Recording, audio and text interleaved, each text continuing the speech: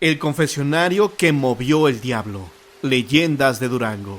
La centenaria catedral de la ciudad de Durango, con más de 4 siglos de existencia, ha contemplado imperturbable el paso de muchas generaciones que han dejado en sus canteras el recuerdo de tantos y tantos aconteceres que, transformados en consejas y leyendas, llegan hasta nosotros con el rancio sabor de tiempos idos, para enriquecer el folclore de este Durango nuestro, al que todos amamos con pasión. Ahora nos ocupamos de una de sus leyendas que, transmitida de generación en generación, se conserva en la memoria de los ancianos como perla escondida en relicario secreto.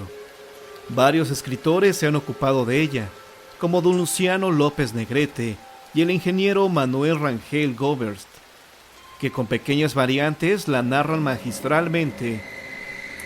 Transcurría la primera mitad del siglo XVIII por los años de 1738, cuando la noble y callada ciudad colonial de Durango, capital de provincia de Nueva Vizcaya, se estremeció con la noticia de que en el interior del sacro recinto de la Santa Iglesia Catedral se había presentado un hecho insólito, horrible e infernal, que crispó los nervios de autoridades civiles y eclesiásticas, así como de la tranquila población de la comarca, al saber que Juan Pérez de Toledo y Mendoza, y en su arrepentimiento y afán de nulificar el trato que tenía con el diablo, había quedado fallecido dentro de la misma catedral.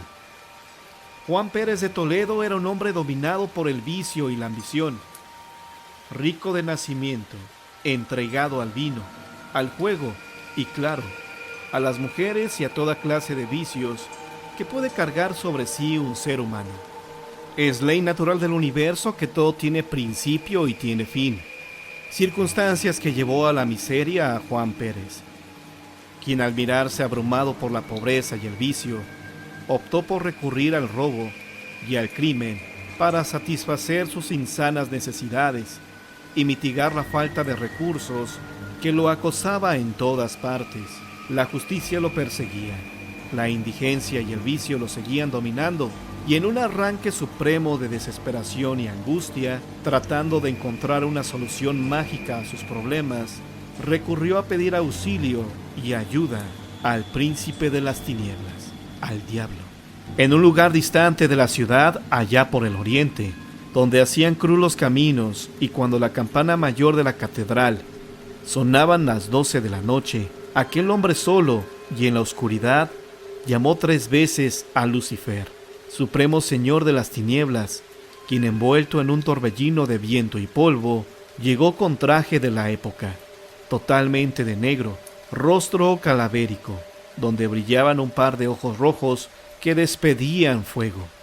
Después de breve cambios de palabras, Juan fue embestido de poderes sobrenaturales para obtener dinero, vino y mujeres en abundancia, con el solo hecho de pedirlos con el pensamiento. El hombre continuó con su desordenado vivir. Entretanto, el tiempo seguía su curso en sucesión inevitable de días y de noches, haciendo envejecer al personaje del relato, hasta llevarlo a la vejez absoluta, cuando ya no podía ni con su persona, menos aún con sus vicios y vida despistada. Cuando el tiempo madura la existencia de los seres humanos, como hace madurar los frutos en las plantas, llega a la reflexión, el arrepentimiento a las acciones equivocadas, y por fin, el ser se encuentra consigo mismo.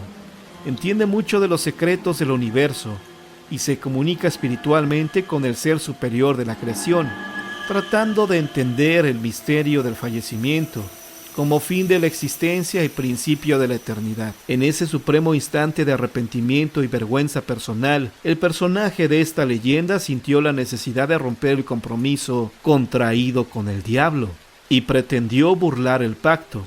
Entró a la catedral, se acercó a un sacerdote pidiendo confesión, y cuando todo estaba dispuesto para llevar el sacramento, arrodillado frente al confesor, repentinamente el pesado confesionario con todo y el clérigo, que estaba sentado en el mueble, fue levantado bruscamente, colocando la puerta al lado de la pared, y dejando a quien pretendía confesarse en la parte de atrás, el cual cayó muerto de manera fulminante, con el asombro de que el confesor, que aprisionado dentro del confesionario, empezó a gritar pidiendo a Dios perdón y misericordia.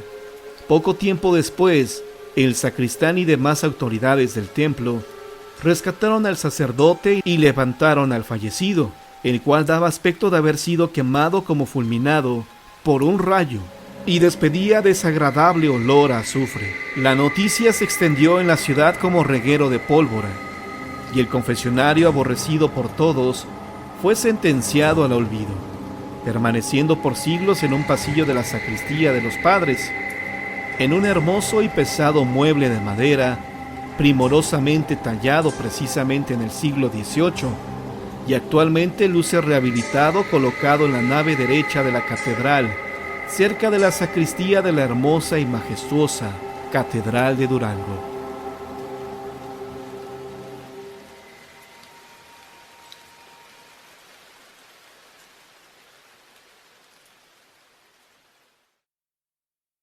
El hombre que le dobló la mano al demonio. Cuenta la leyenda que la tumba que se ubica en el cementerio número 3 de Playa Ancha pertenece a Martín Busca, un inmigrante español que llegó durante el siglo XIX a Valparaíso, siendo totalmente un vagabundo, sin tener siquiera un lugar donde vivir. Por las calles recorre la historia de que, cansado de su situación, Martín recurrió a un pacto con el diablo, ofreciéndole su alma a cambio de riquezas. El trato era simple. Una vez que él hubiera fallecido y sus huesos tocaran la tierra, el diablo podría reclamar su alma. Fue así como de la noche a la mañana, Martín se enriqueció infinitamente, compró un fundo alejado en Ovalle y se estableció ahí, siendo un buen vecino, buen patrón, que gozaba de compartir sus riquezas con quienes lo rodeaban. Pero sin duda alguna que lo que no compartió con todos fueron sus planes para engañar al diablo, y que llegada la hora no se llevara su alma. Los ovallinos aún recuerdan que durante las noches podía verse una gran carroza con caballos negros entrando al fondo de Busca para recordarle el pacto. Pero el diablo no pudo llevárselo. Ya a los 77 años de edad, de regreso a Valparaíso, Martín creó un mausoleo antisísmico con su tumba en el centro, sostenida por 4 pies, para que así sus huesos no tocaran el piso. Y así es hasta hoy.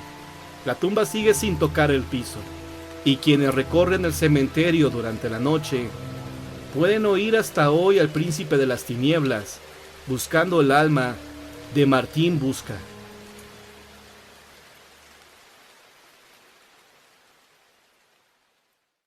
El diablo de la sierra. En todo el mundo hay narraciones de personas que aseguran haber visto fantasmas de animales ya fallecidos. Los han visto flotar, con ojos exorbitantes, brillos demoníacos y, lo peor aún, los han tenido cerca queriendo hacerles daño. Así es la leyenda más común de la sierra de Michoacán, donde la señora Guadalupe, habiendo tenido algunos problemas de salud, pudo salir al río a lavar todo el caudal de ropa que se le había juntado. Para que se sitúe mejor, el río se encuentra a 2 kilómetros del pueblo, solo que para llegar a él hay que transitar por veredas de difícil acceso. Pues bien, como ya era bastante lo que tenía que lavar, se le hizo de noche y se acompañó de una vecina. Las dos hablaban de todo y de nada a la vez, ya que el cansancio era más grande que las ganas de contarse el último chisme del pueblo. Ya a mitad de camino, súbitamente apareció un animal frente a ellas. No se le veía forma definida, pero poco a poco fue creciendo hasta alcanzar el tamaño de un caballo, aunque no tenía esa forma porque más bien parecía un bulto. El animal se les fue encima atacando a la señora Guadalupe, mientras que su amiga, como pudo, arrojó la ropa que llevaba cargando y corrió hasta el pueblo, donde la muchedumbre salió a auxiliar a la pobre mujer. Encontraron a la señora Guadalupe tirada en el piso, pero no tenía rasgos de sangre. La cargaron y llevaron a su casa. Tenía moretones en todo el cuerpo y no recordaba con detalle. Los siguientes días tuvo pesadillas y sufría con ellas. La boca, cuentan, se le fue de lado y no podía mover una pierna. Pasaron los años y las pesadillas no cesaron, así como tampoco la aparente enfermedad que venía acompañada por una insuficiencia para respirar. Su esposo tuvo que esperar 5 primaveras para que doña Guadalupe pudiera contarle lo ocurrido aquella tarde en la sierra, y fue cuando muchos lugareños narraron experiencias del mismo animal que había intentado atacarlos, razón que ha sido suficiente para que los lugareños de aquella zona no quieran atravesar las veredas de la sierra a solas y en la oscuridad,